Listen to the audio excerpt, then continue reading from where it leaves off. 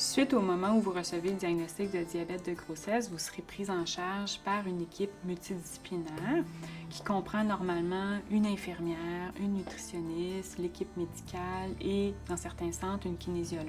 L'équipe médicale qui nous entoure, c'est vraiment très important.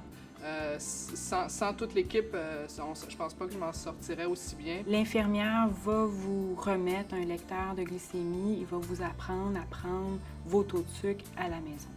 La nutritionniste va s'asseoir avec vous pour réviser votre alimentation et vous faire un plan alimentaire personnalisé en fonction de vos activités et vos préférences.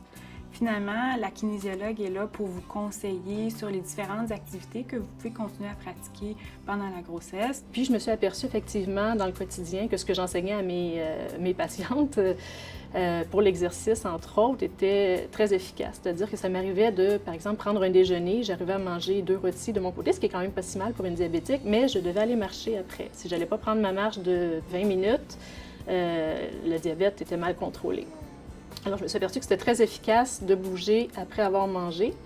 Je parle du matin, mais midi, soir aussi, où à chaque moment où la glycémie était élevée, ça me permettait de la diminuer puis de la ramener en fait à une valeur normale. Pour l'alimentation, ben, ce que je me souviens qui a vraiment été révélateur pour moi, c'était d'augmenter, pour ne pas avoir trop faim, d'augmenter beaucoup les portions de légumes, un peu des viandes, des substituts aussi. Et puis évidemment, tout ce qui est féculent, je diminuais de beaucoup. Puis j'ai passé aux féculents à grains entiers, donc riz brun, pâtes brunes, des choses que j'ai même gardées par la suite. Donc ça peut avoir du bon d'avoir du diabète de grossesse. Pour éviter de faire du diabète de grossesse, vous pouvez faire essentiellement 3 choses. La première, avoir une alimentation équilibrée et contrôlée en sucre.